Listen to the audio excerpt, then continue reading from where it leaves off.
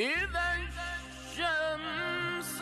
كورت وإذا النجوم انكدرت وإذا الجبال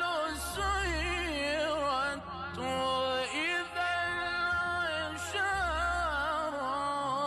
عطلت وإذا الوحوش حشرت